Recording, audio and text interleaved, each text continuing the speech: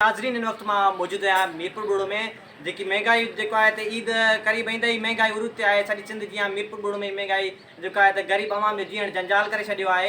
अचो त हितां जे शहरनि ऐं दुकानदारनि सां ॻाल्हि ॿोल कंदासीं वधीक उन्हनि जो छा चवणु आहे। हिन वक़्तु एॾी महांगाई उरूज ते अची वई आहे जो माण्हू पंहिंजा बच्चा नथा पाले सघनि। जिथे अॻे मूं वटि हिन वक़्तु 1500 जोड़ो ईंदो हुयो, हिन वक़्तु जेको आहे 500 जोड़ो बि न आयो आहे। असांजा 2 लख गाड़ियूं बीठा आहिनि, सॼो ॾींहुं का शइ बि नथा कमाए सघूं। जेको आहे त असांजो इहा गुज़ारिश आहे, सस्तो करे सामान टायरा टूपा रिमा या इंजननि जो सामान सस्तो करे पेट्रोल लाहे छॾे पंहिंजो। असां पुराणा ड्राइवरूं बि मिसाल ॾींहुं राति गाॾी हलायूं था बि 200 रुपया बि नथा बचाए सघूं। महांगी थी वियो आहे, अधु कचो हाणे हर शइ पूरा ई न आहे। गिह महांगी 250-300 रुपयो थी वियो आहे। हाणे काॾूं असां ग़रीब माण्हू हिते मकाई वकाई पचायूं था बि पूरा ई कोन्हे।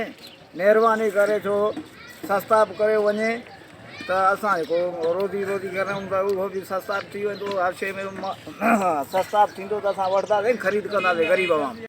जी नाज़रीन, तव्हां जेका आहे त हितां जे दुकानदारनि ऐं शहरनि जूं मज़दूरनि जूं ॻाल्हियूं ॿुधियूं, उनजो इहो चवणु आहे त महांगाई उरूज ते आहे। असां जेका ख़रीदार कम में वॾी मुश्किलातुनि खे मुंहुं ॾियणो थो पए। असांजी जेका आहे सिंध गवर्नमेंट ऐं वफ़ा गवर्नमेंट खां अपील आहे त महांगाई ते ज़ाब्तो आणे जीअं असां जेका आहे त सुख सां पंहिंजो साहु खणी सघूं ऐं ख़रीदारी करे सघूं। कैमरामैन कासिर अली टाउन सां गॾु इमरान अली टावरी, जैकब न्यूज़, मीरपुर ॻोड़।